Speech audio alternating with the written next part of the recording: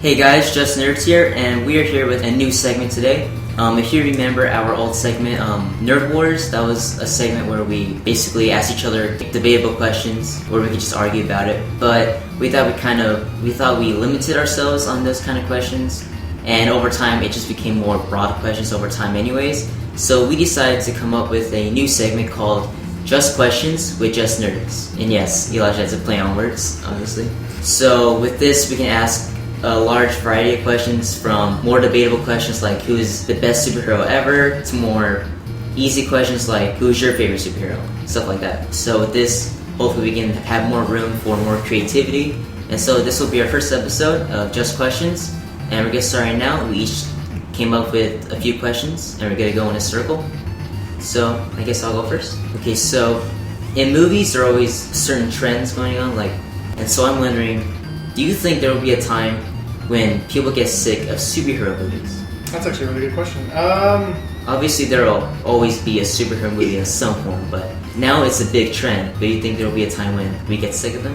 Yeah, I think eventually we'll get to that point where we just want to see something brand new. I think we'll probably want to see, not exactly Western, but I think, eventually we'll get to the point where people are like, oh, I want to see a really good spy movie. Or when that, because Iron Man was kind of one of those, was that movie that pretty much just shot everything off, what I mean? So something different. Yeah. So I think when we see something that's really good, that's different, like a really good spy movie, for example, I think people will be like, wow, we should make a really good spy movie, you know what I mean? Yeah. So eventually I don't think we'll get necessarily tired of them, but I think we'll find something else that's just going to be all it just explode. So. Because when that first started with Iron Man, that was a new thing where everything was connected, but now people are starting to get tired of it, like with the new Ant-Man. We loved it, but people were like, oh, it's just the same old thing. Obviously, we loved it, but I think over time it will come to that point. But I'll already say that people are starting to get tired of it. And it's not so much the superhero movies. It's people, they like you said, people saying that it's the same thing over and over again. I think people are starting to get tired of it because it's something that they expect, But I think what people are getting tired of is the wait and the constant planning out. How I know my brother, he was getting tired of how they're handling Avengers. He said he was getting he was upset just because we had to wait so long for the next Avengers movie to come out, and we had to wait with a bunch of other movies in between. But I think with movies like Guardians of the Galaxy, that changed that because they gave us something new. And it was exciting. It wasn't just a sequel of another movie, which some of the sequels are good, like Civil War, or even Thor 2. You can make an argument, but Iron Man 2 and Iron Man 3, and some would say Thor 2 it's a little repetitive, and we weren't really interested in that movie. Yeah, because Iron Man 2 is basically like a prequel to the Avengers. Basically. Yeah, and when the Guardians of the Galaxy came out, if superhero movies keep doing that, I think DC has a pretty good formula. In that they're all new movies and they're all introducing new characters, and if they do it right, it's going to be great because you'll see all these characters and they'll have their own stories and they'll come together. And I think that's what Guardians of the Galaxy did. They introduced new characters, and they're not related to the Avengers, and I don't think they'll ever be related to the Avengers. And it's something new and it's something good. So if they keep adding characters like that, I know we're getting a Black Panther movie, he will join the Avengers, but if they keep adding new blood and something new, then I think it will be a long time before people will get tired of it. So, overall, I guess we're saying, at some point, yes, but as long as the studios keeps changing it up every so often, it will kind of delay that. If they don't rely solely on sequels. Yeah. If they add new heroes and new storylines. To put it in one word, eventually. Yeah. I think around Avengers 4, when they're bringing people back to life, people will be like, yeah, alright, you need to chill. Avengers 10. Okay, we're going to stop? Alright, so what was the last movie you guys saw, and was it good or bad? Whatever. I saw Penguins of Madagascar afterwards. Yeah? What'd you think? It was good. Yeah? I watched it. It was on Netflix. It was alright. It wasn't anything special. Anything else? They took the best part of Madagascar and made a movie. And I thought it had moments where, classic Penguin moments where you laugh at it and stuff like that. It was a good movie. Yeah, I liked it. The last one I can remember is Ant-Man. I've probably seen bits and pieces, but the last whole movie was Ant-Man. It was a great movie. Great characters, another great installment to the MCU. Did we do a review on that or no? No. I mean, it's implied that we like it because everybody else likes it, so... This is Just Questions with Just Nerds / Ant-Man review. Surprise! Last movie I saw was actually John Carter at Disney. Oh, what you think? Saw it with my brother. I mean, my dad actually. Not bad. Not that bad. It's Right? just, I mean, I see why a lot of people don't like it. It's a little dull. It's kind of underwhelming. Yeah, it's a little underwhelming. Johnny, we were just talking about this today, all three of us. Prince of Persia, The Magician's Assistant, Sorcerer's Apprentice. Sorcerer's Apprentice, Apprentice. whatever. Magician's Assistant. That's the Same sequel. thing. It's the prequel. Same thing. Isn't that the Disney thing with Mickey and the... No, that's the Sorcerer's Apprentice. Oh, okay. Yeah. Whatever, we're good. But we were talking about this today. Disney, when they do their own sort of thing, they take books that aren't really Disney and they make it Disney and produce it. They're usually pretty good. I thought John Carter was pretty good. I mean, Sorcerer's... Yeah, like you said, it's kind of dull, but it's honestly not as bad as people. yeah, make it's it out to not. be. It's not that bad. Like I don't. It apparently did financially horrible. Yeah. Which was kind of upsetting. But you know what? Good It's ending, good. though. Yeah, it's good. Good ending. Yeah. I only came up with one question, but it's a two-parter, so it's not really... Yeah. If you could spend the day with one fictional character, who would it be and why? And don't just say one character because you think they're cool. I think this question warrants thinking, because you gotta think personality type. What would you do during that day off? And not day off, that day in their life. What would you do and who would it be? And why? I'll go. You guys can think. Oh, shoot. It's it'd be pretty. My answer's pretty surprising.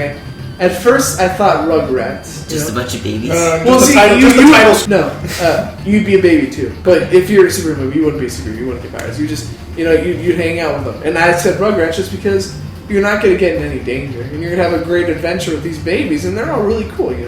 Have some fun, have a good day. It's one day. Then I switched it to Codename Kids Next Door to spend a day with Number One and his crew. I think that'd be awesome. Because they have fun, but they go on these wacky adventures, and they have such cool tech. I think it'd just be a really cool day. And your life's not really in danger, as it would be if you were with a Batman, something like that. Because if you think about it, if you go with a superhero, you're probably going to end up dying, and you're going to be of no help to them, and it's just going to be danger. And plus, superheroes, I don't think they're that fun to spend time with. I don't. I honestly, Captain America seems like a cool dude, but if you have one day to make an impression with him, I don't think he's gonna be. He'd probably be on his computer being like, "What's Google?" And you're gonna have to explain Google to him. It's gonna be like talking to your grandparent, and then the grandparent's gonna throw a shield at your head. It's gonna be a whole thing. So, Codename Kid Next Door. I think maybe Sherlock Holmes, because everyday life with him would be kind Well, of what's Sherlock Holmes? Cumberbatch Sherlock Holmes, because it'd be kind of laid back, but also it'd be also interesting just to deal with Sherlock Holmes at the same time. I think one day would be just right, because if you spend a lot of time with the guy. And there is some danger, but depending on the case, it'd be interesting. And I think it'd also be fun to see how dumb I am compared to a genius. Oh, should be obvious. Oswald the Lucky Rabbit. No, I'm just kidding. I'm being completely serious. Are you serious or not? No, I'm kidding. Probably Superman. I think spending time with Superman would be really cool. Blake's gonna die. No, I mean, because like I just I like Superman because like he just the way he carries himself throughout his stories. He's very encouraging, very uplifting, very he's a Boy Scout. But like I think that's a really cool and admirable trait. Because with Batman, I feel like it's all about the mission, but with Superman, it's all about changing the world one step at a time. So he would save the day, and he would not let you die. He would also take you out for ice cream afterwards. Yeah, boy. I just think it'd be cool to hang out with Superman for a day, like just to see what it's like. Would he be fighting crime during that day? It's not like I'm. So you just be waiting around while Superman does everything. But if you hang out with Superman, you can just turn the world back, and that Good day point. can last forever. And I wouldn't even remember it, so I just lost everything. Every time It's you like, die, this is a horrible day. He just rewinds the day. It's like, oh, never happened. yeah, you're leaving with like a missing arm. Man, I really wish my arm isn't gone. Just spins around. What is your favorite, or I guess what do you personally think is the best handheld console? So, Game Boy, Game Boy Color, PSP, things like that. I've been playing a lot of my Nintendo DS, just because I think there's a lot of great games on there. A lot of good ports, a lot of good, just solid titles, I think. A lot, you have Pokemon on there. You have 3 Pokemon games on there. Question: does the DS mean all the DSs, or And are they DS Lite. you have to the DS would be DSi, but 3DS is different. Okay.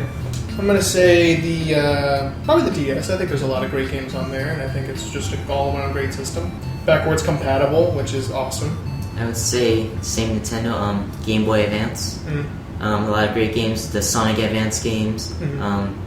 Pokemon Fire Red, which is my first Pokemon game, and then Emerald. And the Sapphire Ruby, obviously, and just a lot of other great games like the Mega Man Battle Network series. Love that series. I just had a lot of great, a long lifespan, a lot of great games. You guys are jerks because my first one was the DS Lite, and then Blake said it, and then I went to Game Boy Advance. PSP. Yeah, I've never had a PSP. I would say the DS Lite.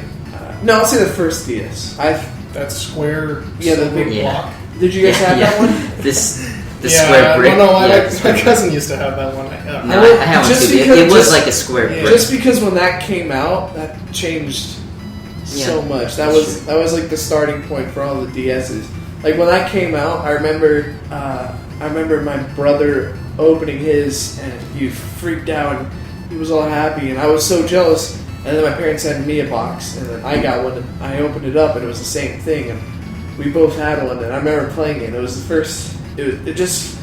I had a Game Boy Advance, I had a Game Boy Color, and all that stuff. But when I got the DS, it changed everything because it sort of limited the space between the player and the game. You know, you got the touchpad, and you felt like you had a personal hand in the game even more than you already Yeah, I did. mean, it first showed up, a lot of people kind of wrote it off like 2 screens. That's dumb, but it was huge. Yeah, still going today. Yeah.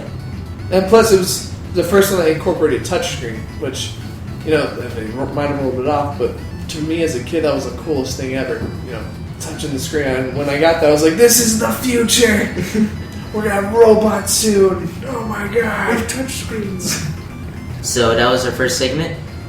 Pretty quick, but I liked it. I did too. A lot of fun. Had a nice little test drive for this. Mm-hmm. So hopefully we'll do more of this soon. Mm-hmm. It was some more awesome questions, and yeah, that's it. So it's me, Blake, and Elijah, and we'll see you next time. Okay, bye.